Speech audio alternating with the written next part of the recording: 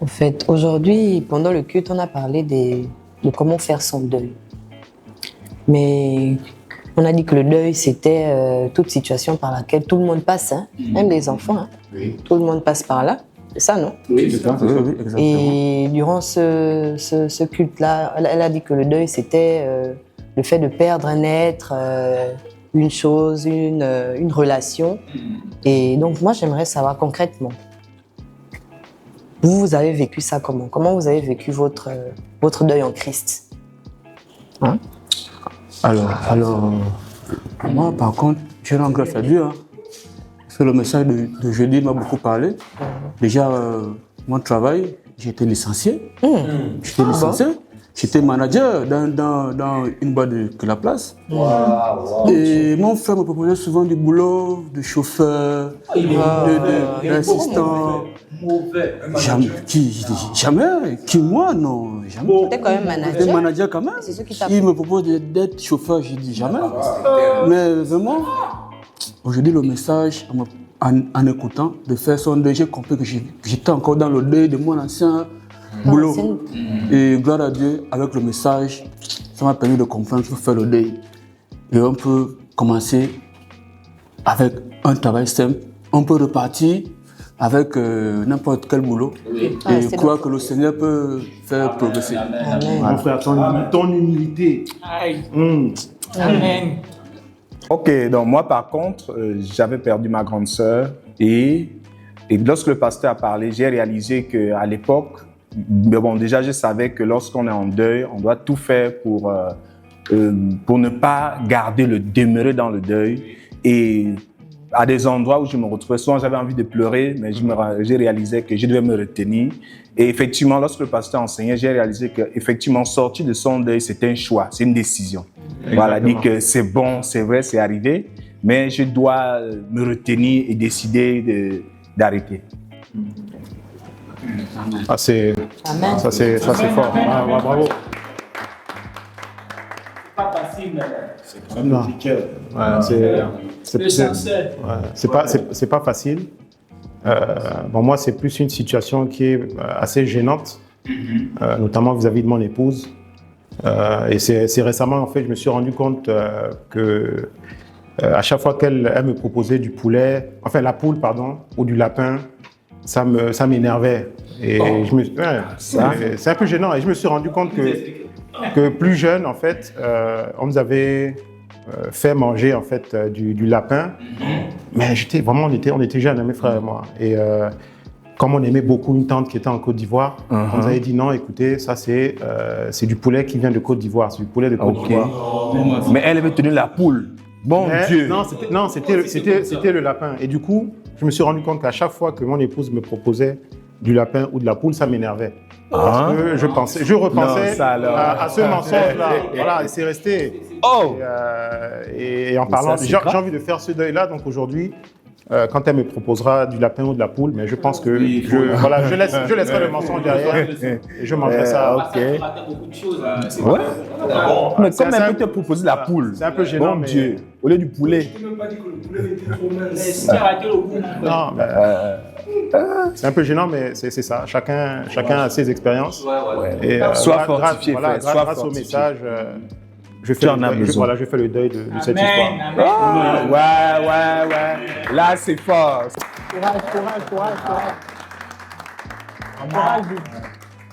Traumatisant. C'est vraiment choquant. Bon, moi aussi, par contre, j'ai un deuil. J'ai vraiment un deuil. Ça paraît peut-être marrant, mais c'est un deuil. Je pense que le pasteur a évoqué ça pendant la prédication. C'est un complexe, ces gars. Regardez, par exemple, lui, il a des cheveux, regardez-moi. Aussi. Pas de cheveux. Ouais. Il y a des fois. Oui. Ouais. Il y a des fois comme ça. Je suis. Je ne sais pas. Il y a des fois comme ça, quand je me balade, je regarde des frangins qui ont mon âge, ils ont des cheveux, ils font des coupes. Oui. Donc, par exemple, toi, t'as coupé les belles. Moi, par exemple, je ne peux plus faire cette coupe-là. Mais ça commence à quel âge? Je ne sais pas. Enfin, on peut dire quand même qu'à partir de 23 ans, par là. 23 ans? Mais oui, ça va aller. Et ce qui fait parfois rire avec les autres, c'est que quand ils me voient, ils Se moque. il se moque en fait tu es trop jeune, pourquoi tu es déjà une chauve en fait, pourquoi et il me propose beaucoup de produits, hein. Il me propose beaucoup de produits, voilà, tu peux peindre un produit comme ça, j'aime, citron, un café pour frotter à la tête. Tu as essayé. J'ai essayé, ça donnait quoi? Ça m'a donné. Mais après, puisqu'elle a évoqué ça, à un moment donné, après la prédication, elle a demandé à ce qu'on puisse mettre la main au cœur. Vraiment, j'ai mis la main au cœur. J'ai dit, Seigneur, à partir d'aujourd'hui, je m'accepte, j'accepte ma chose. Amen. Ah ouais. C'est peut-être la meilleure décision que tu as prise de ta vie. Amen. Bon. Moi, par contre, au sujet de mon père, c'est vrai que j'ai perdu mon père, j'étais très jeune. Et puis au village, souvent, comme je suis de Mivoul, on fait certaines pratiques. Dès qu'on finit de faire les pratiques sur la veuve, on fait les pratiques sur les enfants, on dit non, pour couper les liens et tout ça. Et puis j'ai eu à faire ça, hein. J'étais petit. Mais toutefois, quand je traversais des situations compliquées, je me posais toujours la question, je me disais toujours, et si mon père était là? Et si mon père était là?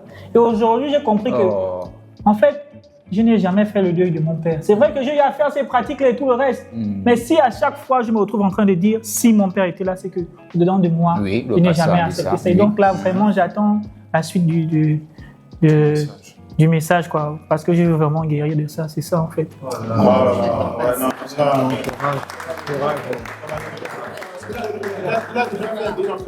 Amen. Bon, les gars, vu que sa parole est donnée, moi, je vous avoue que ça fait un certain nombre d'années que tout ce qui touche au mariage ne m'intéresse pas. Ça, c'est compliqué. Au lycée, je pense en classe de seconde, j'ai rencontré une jeune fille et on a passé du temps ensemble et on voulait aller jusqu'au mariage. Mais le premier choc que j'ai reçu, c'est que en classe de terminale, mes parents m'ont proposé d'aller à l'étranger faire mes études. Mais moi, j'étais amoureux. Donc, j'ai dit aux parents que non. Je ne sais jamais ma meilleure vie en ce moment, il n'y a pas de nécessité à partir. Or que pendant que moi, j'étais en train de préparer mon avenir, elle a décidé de partir. Quelle trahison! Donc, non seulement mauvaise, hein. j'apprends, elle ne me dit même pas. C'est à travers d'une amie que je me rends compte qu'elle est en train de faire les papiers pour partir pour ses études. J'ai fait 3 ans, même un message, je n'ai pas envoyé. Parce que je me suis dit, tu pars et tu reviens. Mais papa, quand elle revient encore, on m'a annoncé que finalement, elle part encore dans un autre pays pour 8 ans. C'est pas bon. Ce qui fait qu'aujourd'hui, quand quelqu'un essaye de s'approcher de moi, j'ai du mal à aller jusqu'au bout des choses en fait. C'est-à-dire que quand je me rends compte que la situation devient un peu trop sérieuse, je pars. Je fuis en fait. Voilà. Je fuis. C'est vrai. Mais j'ai écouté le message d'aujourd'hui et je ne savais pas que j'étais blessé. Moi, je pensais que c'était de la personnalité. C'est compliqué, papa. J'étais un homme fort, alors que j'étais un enfant blessé. Pas rester dans ton passé. Ouais. Oui, je pense que c'est le moment pour moi de faire mon deuil officiellement. Ouais, c'est ça. Nous tous, on va faire ça. Amen. Courage.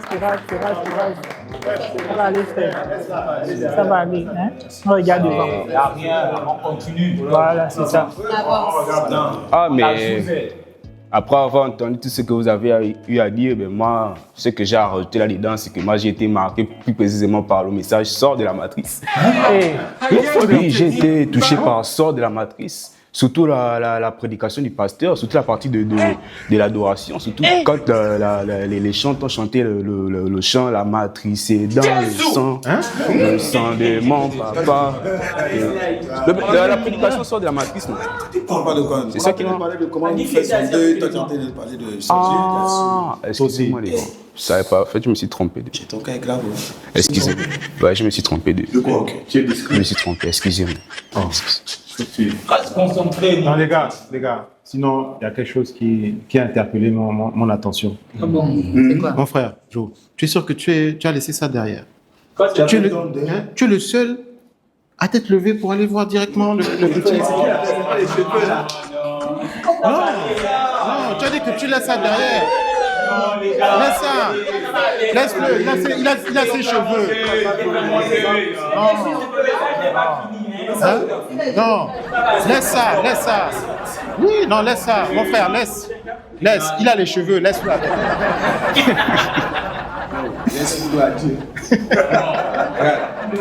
Faut semer dans sa vie, tu as récolté. Voilà. Il est déjà semé, merci. C'est passé là. C'est pas ça, oui, bon.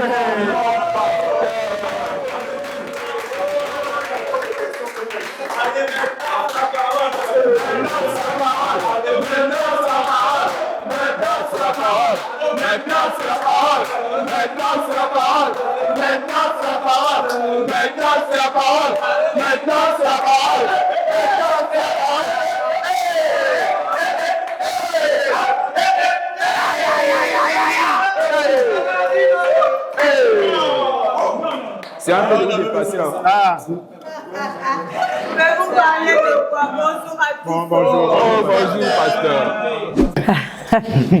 Là, vous m'avez eu, hein. Je me disais, je sors discrètement, je pars tranquillement, et là, vous m'avez attrapé dans votre tour de parole ou tabron, anyway. Vous parliez de quoi? Oui. Toujours. Ah, vous débriefez le kit. Aïe, aïe. Le thème, c'était quoi? Sur quoi? Comment sortir des blessures? Comment faire son deuil? Comment Elle faire dit son son deuil en Christ?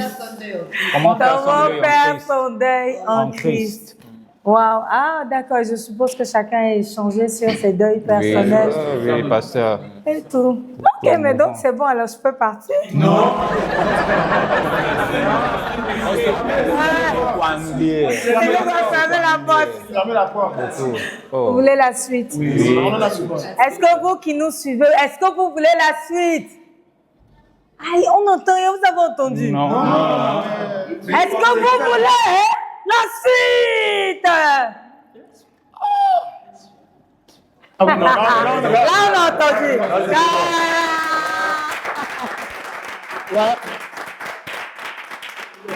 Ah, c'est bon, c'est propre. C'est vrai que je suis à Soukot, vous avez les salutations du pasteur Mohamed, du pasteur Gérald, du pasteur Moussafa, du pasteur Peggy, du pasteur Liliane. Et vous êtes bénis entre toutes les brebis. Alléluia. Je pensais que tu allais bien vraiment. Donc le Saint-Esprit a mis sur mon cœur justement le thème les 7 étapes du deuil. En fait, ça part d'une étude psychologique qui nous permet en fait de mieux comprendre quels sont les effets du deuil dans nos vies, à quelle étape chacun de nous se retrouve et comment faire pour s'en sortir. Est-ce que vous êtes prêts? Vous êtes prêts à noter? Vous êtes prêts à écrire? Ok. La première étape lorsque tu es en deuil, bien entendu, tu apprends la nouvelle. Donc, soit tu apprends le décès de quelqu'un qui t'est cher, soit tu constates que vous n'êtes plus ensemble, il y a certains qui ont été ghostés. Viens, claque le doigt avec moi. Tu as juste constaté que la relation a pris fin. L'affaire, si. Il y a certains qui ont le deuil de leur examen, c'est-à-dire tu échoues à l'examen. Donc, la première étape, bien entendu, c'est pas une étape. Tu viens d'apprendre la nouvelle. Et la première étape dans laquelle généralement chacun se situe, c'est que tu es dans le choc. Dis avec moi le choc. Alors, les psychologues te diront que tu es choqué. Soit tu es dans la torpeur ou bien dans la surprise. Mais tu es dans le choc. Personnellement, moi, j'ai remarqué que chaque fois que j'apprends une nouvelle qui me choque, authentique, j'éclate de rire. Oui, directement, genre. Mais c'est un rire qui n'est pas un rire de joie. Mais si les gens me connaissent pas, ils vont pas comprendre. En fait, je suis tellement choquée que j'éclate de rire à chaque fois. Certains, vous pleurez directement. D'autres, vous restez indifférents. On ne sent aucune émotion. En fonction de votre caractère personnel, vous êtes dans un état de choc. Alors, dans cet état de choc-là, je te dirais, en tant que chrétien, la première chose qu'il faut faire, c'est rechercher la face de Dieu. Tu vois, David, lorsqu'il a appris que l'enfant qu'il avait conçu dans le péché avec la femme de Uri était très malade suite à la prophétie de Nathan, la première chose qu'il a faite, c'est jeûner, prier, rester couché à même le sol. Il a porté son deuil en fait et il a porté devant Dieu parce qu'en réalité, la seule personne qui est capable de faire quoi que ce soit, peu importe le deuil dans lequel tu es, c'est Dieu. Amen. Donc, en réalité, lorsque tu apprends la nouvelle, première réaction, chercher la face de Dieu. Regarde ton voisin, dis cherche la face de Dieu. Cherche la face de Dieu. Alléluia. Cherche la face de Dieu. La deuxième étape, après le choc de la nouvelle, qui peut deviner c'est laquelle? Le déni. Ah, tu connais, c'est ça, c'est le déni.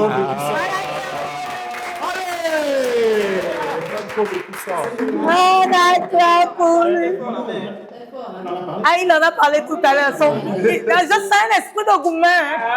Oh, le gourmet est fini, ne t'inquiète pas, c'est parti. C'est derrière. Donc, en effet, nous tous, nous avons tendance à être dans le déni. Le déni, ça peut se manifester par non, c'est pas vrai, de l'incrédulité ou de l'ignorance. Tu fais comme si ça n'existe pas, tu fais comme si ça ne s'est jamais passé.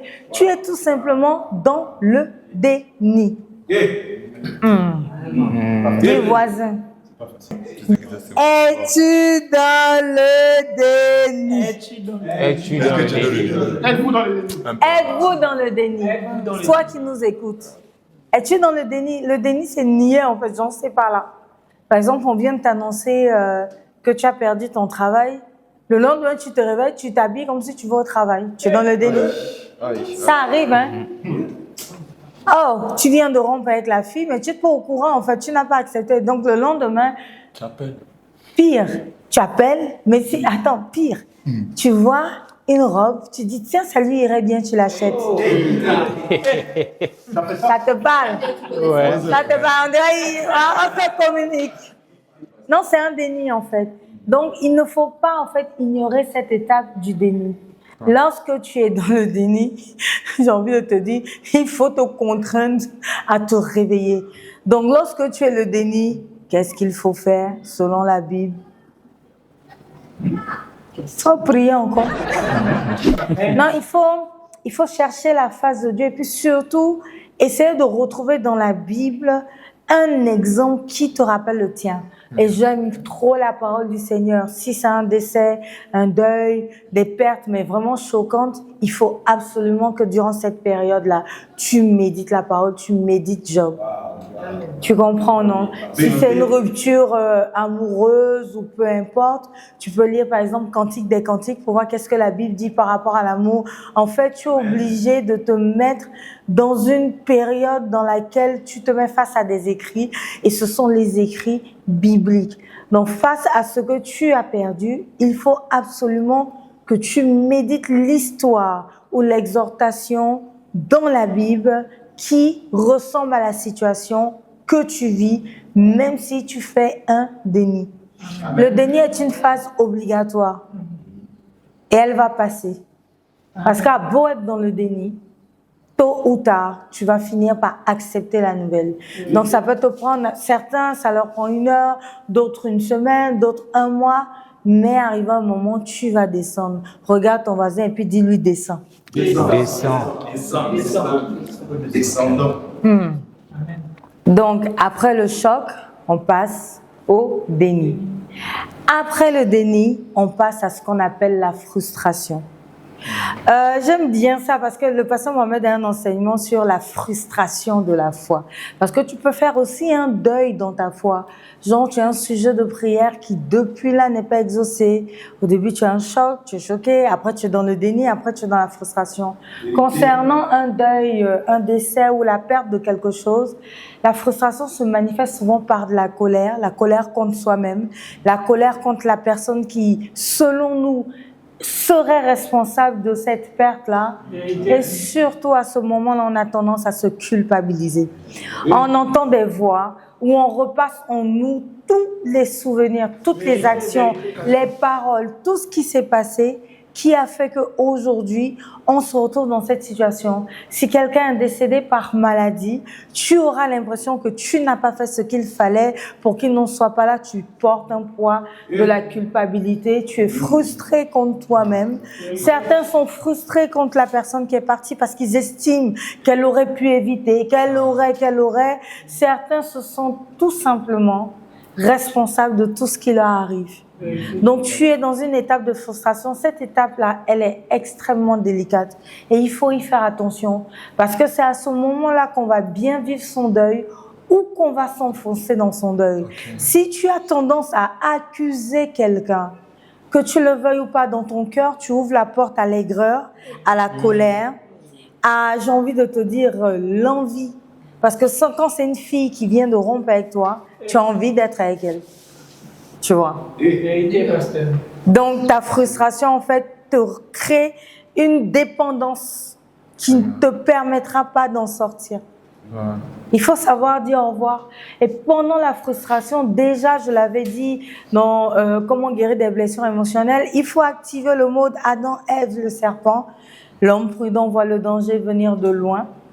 Il éloigne. Dieu te permet de comprendre que tu vas passer par là.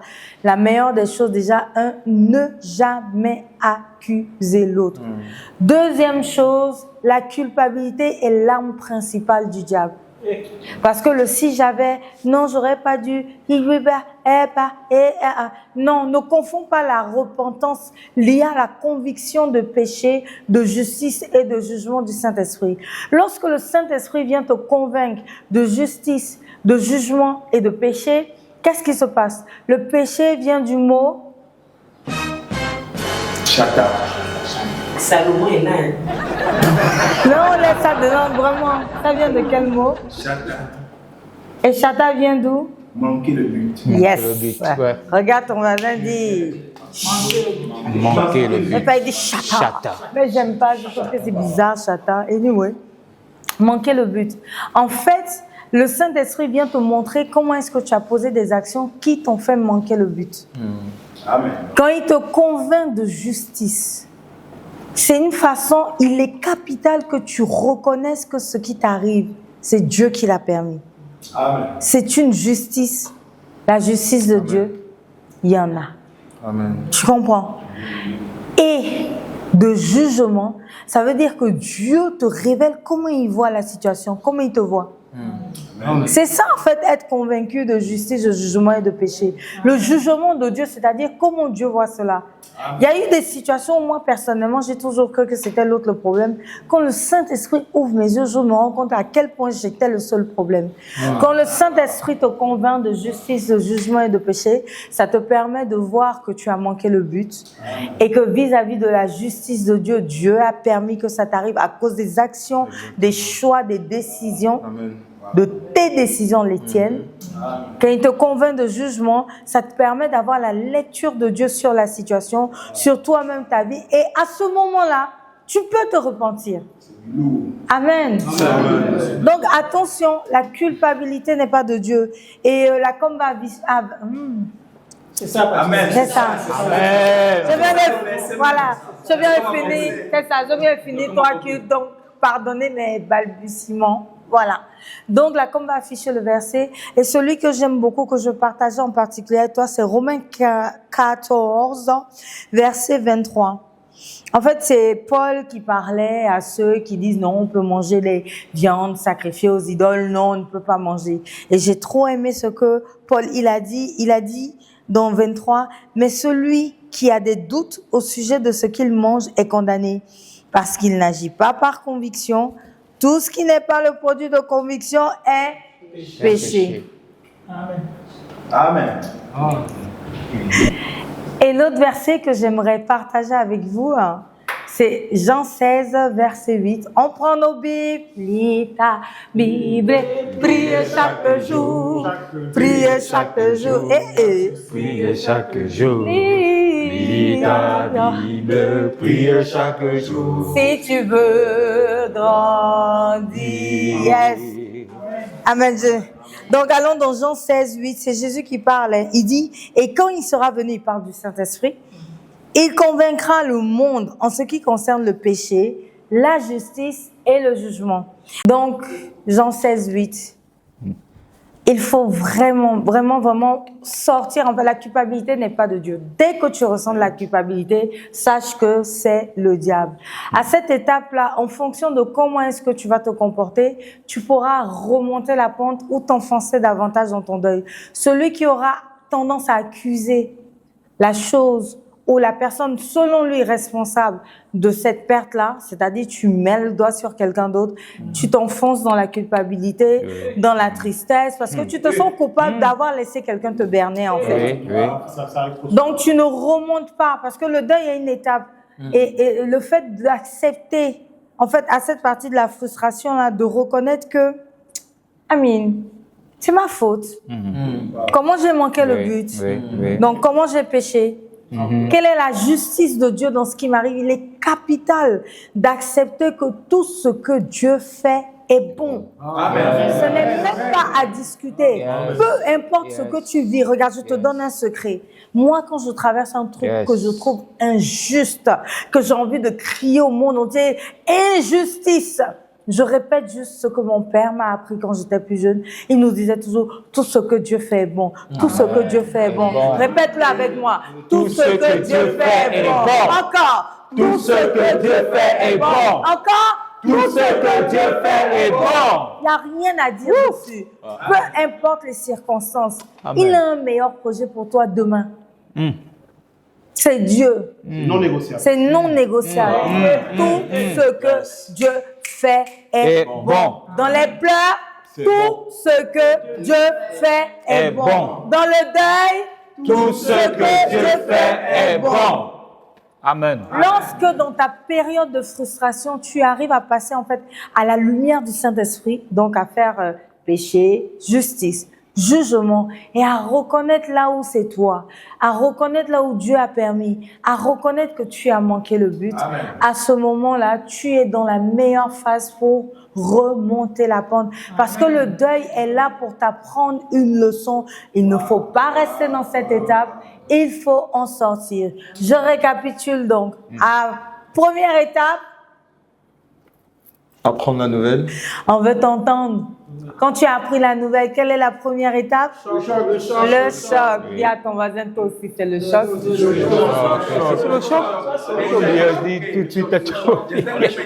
Vraiment. Oh, mon Dieu. Hein? Vous venez d'être choqué encore. La deuxième étape, c'est le déni. Et la troisième étape, la frustration. Et maintenant, la quatrième étape, c'est la dépression. Ah ouais. Ah ouais. Ah ouais. En fait, là, tu sombres. Ah ouais. Non, tu sombres. Genre, quand tu reconnais que tu as péché, même si tu ne te sens pas coupable, tu peux t'en vouloir. Tu vas être dans cette phase où... Je me souviens une fois, mon père, quand il a perdu sa mère, il n'aime pas cet exemple, mais je le lui rappelle chaque jour. Déjà, lui, le choc, c'était terrible, on était étonnés. Il a éteint son téléphone. Wow. Oui. Il a éteint son téléphone pendant 3 jours. Il allumait que pour nous appeler. Il m'appelle, il dit, ma fille, oui, c'est vrai que ma mère est décédée. Ah, oui, papa. Ok, il raccroche, il éteint son téléphone. Wow. Quelle réaction? Oui, oui. Donc, du coup, ses sœurs et ses frères n'arrivaient pas à la voir. Donc, c'est à nous qu'on donnait les informations pour lui. Pendant 3 jours, il était injoignable. Après le choc, maintenant, il est passé par le déni. Ensuite, il est passé par la frustration. Il avait commencé à culpabiliser. Et sa dépression se manifestait comment? Pendant au moins 6 mois, on n'avait pas le droit de prononcer le mot maman à côté de lui. Ah, ça, c'était fort, ça. Oui. Ouais. Dès que tu dis maman, c'est parce que vous avez encore votre mère. La douleur. Toi aussi, ta dépression se manifeste différemment ou pareillement à l'apôtre, mais tu as ta dépression. Tu te sens faible. Tu as l'impression que tu ne vas jamais arriver. Je me souviens que j'avais une amie qui avait perdu son mari, mais dans des conditions dramatiques. Vous savez, dans un accident, c'est plus compliqué. Parce que tu t'y attends pas, c'est quelque chose d'imprévu. Et elle disait, elle se levait le matin, elle dit non, c'est un rêve, je vais me réveiller. Après, elle se lève, mais je veux faire comment sans lui? Et elle pleurait. Même nous, on se disait, mais elle va faire comment? C'est pas évident. Quelqu'un qui perd son travail, il va faire comment pour manger? Tu comprends, le matin, tu te lèves, tu ne vas pas quelque part. Et surtout quand tu travailles, quand tu arrêtes, ton téléphone arrête de sonner. C'est là où tu sens que tu travailles plus. Plus personne ne te sollicite. On n'a plus besoin de toi. C'est une étape où tu as tendance à tout abandonner, à te résigner. Certains ne se lavent pas, ne veulent plus sortir, ne répondent plus au téléphone. Laver, là, on dirait on n'a pas besoin du deuil. Hein. Vraiment. Quand même. Non, c'est vraiment, tu es dans la dépression. Je veux te dire que c'est une phase normale. À cette période-là, s'il te plaît, ouvre ta Bible, lis Lamentation de Jérémie.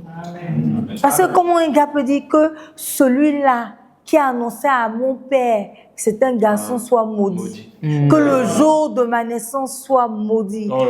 En fait, ce que tu dois faire, c'est pas réprimer, parce qu'en Afrique, on nous apprend à réprimer. Non, faut te laisser essayer. Tu viens devant Dieu. Je maudis le jour où j'ai rencontré cette fille-là. Je maudis le jour où j'ai rencontré cet homme-là. Lâche-toi, dis tout. De toute façon, Dieu entend tes pensées. C'est notre Père. Amen. Active le mot de lamentation. Et tu sais ce qui va se passer lorsque tu vas activer le mot de lamentation. Là, un peu dans Lamentation 3 de Jérémie. Prends ta Bible avec moi. Lis ta Bible. Prie chaque jour. Allez. Prie chaque jour. Allez. Prie chaque jour. Lis ta Bible. Prie chaque jour. Ils n'ont pas fait l'école d'imam à droite. Ils ne savent pas que c'est si tu veux grandir. Alléluia. Je vais dans Lamentation 3. Pour faire le résumé, mais lis tout Lamentation, c'est un jeune livre, c'est simple. Il commence, hein. Je suis l'homme qui a vu la misère sous la verge de sa fureur. Il m'a conduit, mené dans les ténèbres et non dans la lumière. Il parle de Dieu, hein. Mais il est en train de dépouiller en accusant Dieu. Il dit même contre moi, il tourne et retourne sa main tout le jour. Il m'a fait dépérir ma chair et ma peau. Il a brisé mes os. Il a bâti autour de moi. Il m'a environné de poison et de douleur. Il me fait habiter dans les ténèbres comme ceux qui sont morts dès longtemps. Il m'a entouré d'un mur pour que je ne sorte pas. Il m'a donné de pesantes chaînes. J'ai beau crier et implorer du secours, il ne laisse pas accès à ma prière. Il a fermé mon chemin avec des pierres de taille. Il a détruit mes sentiers. Il a été pour moi un ours en embuscade, un lion dans un lieu caché. Il a détourné mes voies. Il m'a déchiré. Il m'a jeté dans la désolation. Il a tendu son arc et il m'a placé comme un but pour sa flèche. Tiens, on peut parler de Dieu comme ça. Mon Dieu. Non, mais il se lâche. Il en fait le premier responsable. Il a fait entrer dans mes rêves les traits de son carquois. Je suis pour tout mon peuple un objet de raillerie. Chaque jour, l'objet de leur chanson. J'ai envie de créer une chanson. Jérémie, oh, tu vaux rien. Tu vaux rien. Jérémie, oh, tu vaux rien. Tu vaux rien. Jérémie, oh. Je parle pas de Jérémie de l'église, hein. Je parle de Jérémie de la Bible. Et de chaque jour, l'objet de leur chanson, il m'a rassasié d'amertume, il m'a enivré d'absinthe, il a brisé mes dents avec des cailloux, il m'a couvert de cendres, tu m'as enlevé la paix. Je ne connais plus le bonheur et j'ai dit ma force est perdue. Je n'ai plus d'espérance en l'Éternel. Oui, tu as le droit de déprimer. Oui, tu as le droit d'exprimer ta colère, ta rage devant Dieu. Tu as le droit de le tenir pour responsable. Tu sais ce qui m'a marqué dans l'histoire de Anne quand elle était stérile? On disait toujours l'Éternel l'a rendue stérile. L'Éternel l'a rendue stérile. Même Sarah, à chaque fois que j'ai vu des situations où on a tenu Dieu pour responsable, arrivé un moment, il a pris ses responsabilités. Amen. Amen. Mais Marthe, Marthe a fait quoi? Elle a tenu Jésus pour responsable. Oh. Il a dit que Ça t'embête. Sinon, effectivement, Marthe, quand Lazare est décédé, elle l'a tenu pour responsable. Marie l'a tenu pour responsable. Qu'est-ce qui s'est passé après? Il a pris ses responsabilités. Lazare a ressuscité parce que Jésus a pris ses responsabilités. Il est le papa le plus responsable. Amen. Amen. Amen. Alléluia. Amen. Regardez, il est le papa le plus responsable. Amen. Amen. Écoute. Amen. Alléluia. Amen. Amen. Amen. Dans ce temps de dépression, tu as le droit. Je disais une fois le Saint-Esprit me disait, je vais te choquer, je te choque. Choc, pasteur. Yes. Une fois, j'étais tellement en colère. Et dans ma tête, je disais des gros mots. Oui. Bon, en général, je les épelle. Mais ce jour-là, j'étais tellement à fond que je disais des gros mots. Et le Saint-Esprit me dit, mais tu sais que j'entends? Je dis, ah bon? Il dit, mais viens prier, dis devant moi. Je dis, parce que la religiosité nous fait croire que lorsque nous venons devant le Père, nous devons être blancs, plus blancs que neige. Blanc, plus blanc que neige. Et pourtant, on te dit, hein, lavé dans le sang de l'agneau, je serai plus blanc que la neige. Amen. C'est qui te lave? C'est Jésus. Jésus est où? Au ciel. Il y a un doute ici. Hein. Oui. Là, tu n'as pas douté.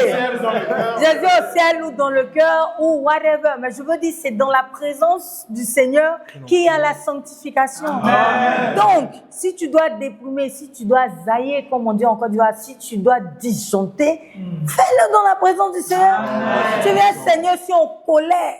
J'ai envie d'insulter le papa de quelqu'un. Non, moi, parfois, je prie comme ça. Hein. Je dis, Seigneur, c'est là. Pourquoi lui-là même, il est né? Pourquoi ça? Et je me vide comme ça. Et tu sais qu'est-ce qui se produit après? Arrivé à un moment là, non? C'est comme si Dieu commence à prendre... C'est quand tu sors la parole, ça sort. Wow. Ça sort. Tu sens comme un léger, le cœur est léger. Et regarde ce qui se passe dans la vie de Jérémie. On commence à 18. Il dit quoi? Quand je pense à ma détresse et à ma misère, à l'absinthe et au poison, quand mon âme s'en souvient, elle est abattue au-dedans de moi. Voici ce que je veux repasser en mon cœur. Ce qui me donnera de l'espérance. Les bontés de l'Éternel ne sont pas épuisées. Ses compassions ne sont pas à leur terme. Maintenant, regarde comment il commence. Hein. Il dit, elles se renouvellent chaque matin. On passe de celui-là qui tenait Dieu pour responsable à Dieu qui donne de l'espérance. Amen. Et il rentre en même temps dans l'adoration. Il dit, oh, que ta fidélité est grande. L'Éternel est mon partage, dit mon âme. C'est pourquoi je veux espérer en lui. L'Éternel a de la bonté pour qui espère en lui. Pour l'âme qui le cherche, il est bon d'attendre en silence le secours de l'Éternel. Il est bon pour l'homme de porter le jour dans sa jeunesse. C'est-à-dire Dieu est en train de répondre inconsciemment. Il rentre dans un temps d'adoration. En même temps, il est en train de répondre à tout ce qui lui faisait mal. Tu peux le faire devant Dieu. Amen. Tu peux déprimer devant Dieu. Amen. Il va prendre ta douleur et tu vas passer d'un temps de douleur, d'un temps de détresse, d'un temps de désespoir à un temps d'adoration et de prophétie. On acclame le Seigneur. Amen. Amen. Alléluia. C'est une révélation révélative. Yes. Le mot est profond. C'est fort. Amen. C'est profond. Ensuite, maintenant, après la dépression, tu passes à l'expérience. Profondeur. L'expérience, c'est-à-dire, maintenant, tu as avalé le deuil. Tu l'as déjà... Tu es dedans. Tu l'as consommé, comme tu dis, Gaël. Tu l'as consommé pour l'instant. Donc, tu as maintenant l'expérience. C'est à cette partie où, quand il s'agit des funérailles, on passe maintenant aux réunions. C'est pas que tu n'as plus mal, hein, mais c'est que comme tu es passé une expérience, et ça fait 2 jours, 3 jours, tu pleures, maintenant on l'enterre où? On l'enterre comment? C'est où la maison de deuil? Tu comprends, non? Toi, si c'est dans un cadre du goumen, ça devient bon. J'efface son numéro, avec qui je parlais, avec elle, avec ses amis. Ok. Parce que tu as compris que la situation est telle qu'elle. Tu ne l'appelles plus, tu n'envoies plus de messages, tu comprends que tu ne vas plus au travail. Qu'est-ce que je fais donc de ma vie? Tu as l'expérience, sinon j'ai envie de te dire l'expertise de ce qui t'arrive. Ensuite, et c'est là maintenant où c'est la décision. On passe maintenant de l'expérience à la décision. Et c'est un moment plus que capital. Qu'est-ce que tu décides? Qu'est-ce que tu décides? Question. Tu restes dedans ou tu en sors? Je sors. Tu en veux à toute la terre ou tu tiens Dieu pour responsable et tu avances avec lui? Amen, amen. Tu acceptes que tout ce que Dieu fait est bon ou tu vas encore rester dans la déprime? Te rappeler chaque jour. Oh là là. Oh, je n'ai plus mon père. Oh, je n'ai plus ma mère. Et chaque jour, tu accuses tout le monde. Si mon père était là, on ne m'aurait pas parlé comme ça. Si mon père était là, j'aurais eu les meilleures écoles parce qu'il aurait mis les moyens. Si mon père était là, et tu ne t'en rends pas compte. Mais vraiment, j'insiste là-dessus. Tu ne t'en rends pas compte. Tu as pris une décision. La décision de rester dans le deuil. Qu'as-tu décidé? Et vraiment, à ce moment-là, je veux que tu t'analyses un peu, que tu rentres au-dedans de toi-même. Tu as forcément déjà analysé le type de deuil. As-tu déjà pris ta décision? Quelle décision as-tu prise? Pour celui-là qui remonte la pente, c'est celui-là qui a déjà, puisqu'il s'est exprimé devant Dieu, comme Jérémie l'a fait, il est passé dans un stade où il accepte quand même et décide d'avoir de l'espoir. Et de cette décision, maintenant, il peut voir maintenant ce qui est bon. Parce que là, il est bon d'attendre en silence le secours de l'Éternel. Alors qu'avant, il accusait Dieu. Il disait que Dieu lui a lancé les flèches, que même son carquois et tout. Là, maintenant, il est bon d'attendre en silence le secours de l'Éternel. Il ne passe plus dans « je suis l'objet des chansons de mon peuple, l'objet des railleries ». Il passe maintenant, il se tiendra solitaire et silencieux parce que l'Éternel le lui impose. Il est bon pour l'homme de porter le joug dans sa jeunesse. Donc finalement, il voit, après sa décision, en fait, il voit l'opportunité. Il voit, en fait, tout ce qui est bon dans cette décision. C'est-à-dire, il a décidé de voir le bon. Amen. Tu dois décider de voir le bon. Disons-le ensemble. Tu dois décider de voir le bon. Oui. Amen. Amen. Amen. C'est une décision. Plus j'avance dans le Seigneur, plus je me rends compte que littéralement, nous sommes à son image selon sa ressemblance. Amen. Pendant moi, je pensais que nous servions un Dieu de je lève les mains vers le ciel. Et puis la suite, c'est il me prend dans les ciels. J'étais en mode, comme un enfant, quand tu tends les mains, il te prend à vie et genre, tu ne fais rien, tu vois. Pour moi, quand tu es devenu chrétien, c'est fini, il n'y a plus les problèmes. Quand un problème vient, tu fais, Jésus, prends-moi dans tes bras, prends-moi dans tes bras. Parce que pour moi, Dieu devait tout faire. J'ai eu une étape de la foi où je ne faisais plus rien. Dieu ne travaille pas. Oh, Dieu va faire. Oui. Le pain de la paresse, tu t'en rends même pas compte, tu es dedans. Quand tu as mal au cœur, que tu es dans un deuil, Dieu va me rembourser. Et c'est là où tu ne t'en rends pas compte. Si tu viens de sortir d'une mauvaise relation, ta décision fait que quoi? Tu t'en vas chercher une autre relation. Tu es dans un cycle. En tant comme tu n'es pas guéri, on appelle ça, souvent on appelle ça le pansement. Donc la plaie est là. On a juste caché. Certains appellent ça la relation béquille. Un côté. Ça, c'est fort, ça. Aïe, aïe. Et c'est pour cela que ta décision, en fait, va définir si tu auras des opportunités, si tu peux te relever, ou si, finalement, tu retournes à l'étape de la frustration, en fait, et tu n'évolues plus. Tu rétrogrades. Regarde ton voisin, dis-lui quelle est la décision que tu as prise. Quelle est la décision? Quelle est la décision que tu as prise, mon frère? Quelle décision as-tu prise? Amen. Ensuite, la dernière étape du deuil, c'est l'acceptation. Comme tu disais tout à l'heure, en fait, il avait sauté l'étape. L'acceptation, en fait, c'est là où tu as accepté la situation. Tu as déjà pris les bonnes décisions, j'ai envie de dire, et tu roules. Et c'est pour ça que j'ai trop aimé David, comme on le disait ce dimanche passé là.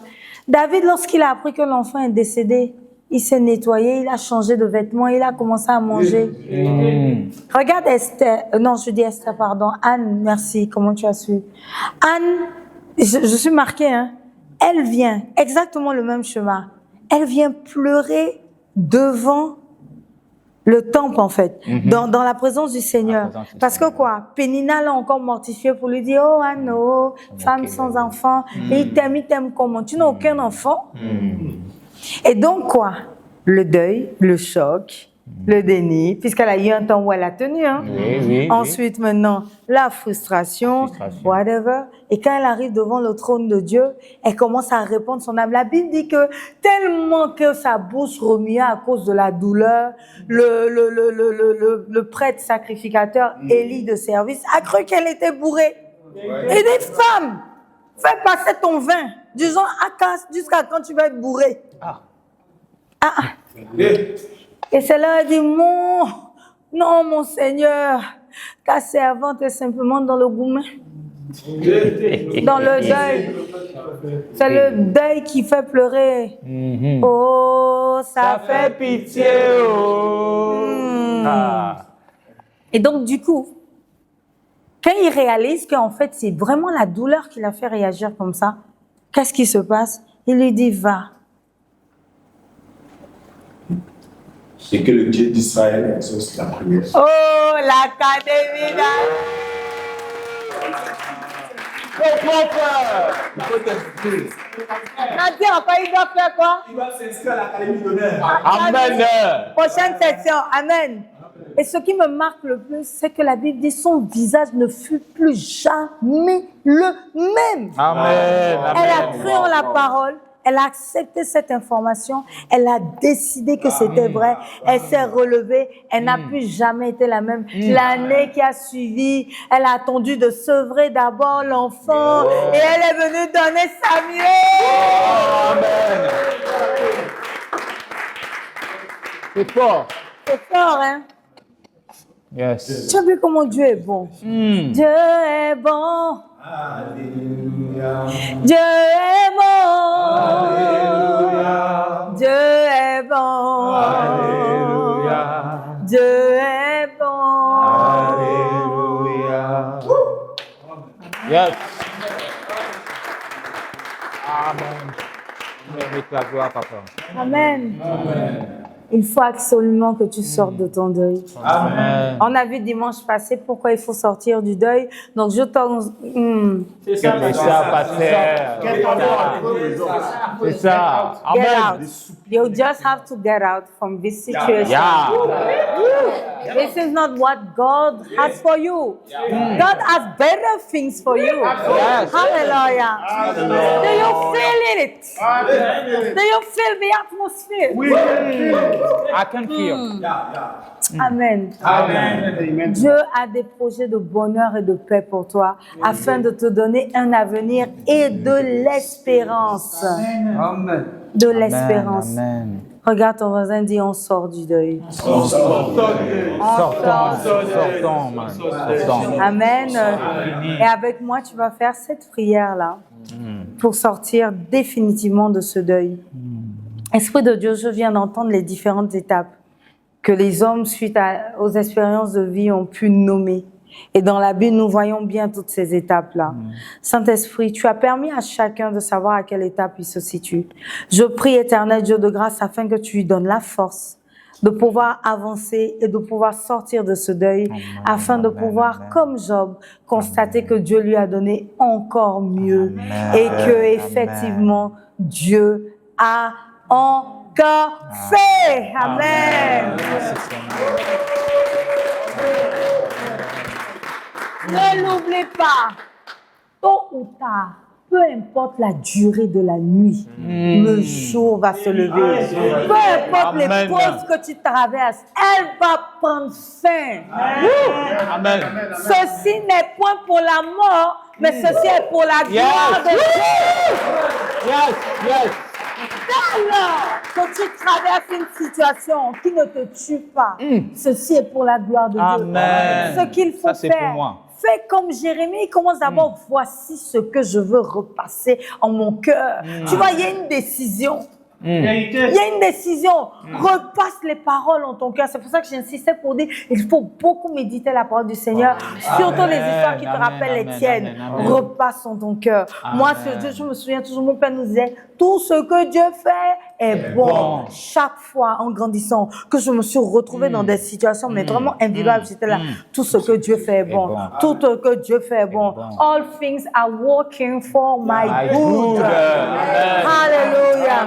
Toutes choses concourent à mon bien. Toutes choses concourent au bien de ceux qui aiment l'Éternel. Donc c'est pour moi. Seigneur, je ne sais pas qu'est-ce qu'il y a là, mais je sais que demain sera meilleur. Je sais que je vais retrouver la joie de vivre. Je sais que je vais retrouver le sourire. Et je me comprends. Ah, par contre, là, c'est le pire.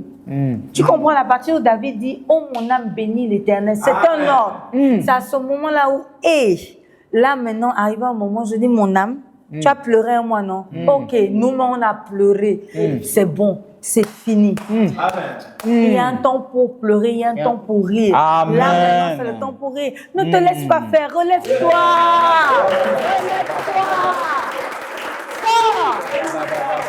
Regarde même Lazare, il dit sort. Moi, je pensais qu'il allait rentrer pour dire Lazare, toucher Lazare. Reviens. Non. Il donne un ordre. Vraiment. Dieu fonctionne sur cette base. Il dit, lève-toi et marche. Lazare, sors. 100 ans.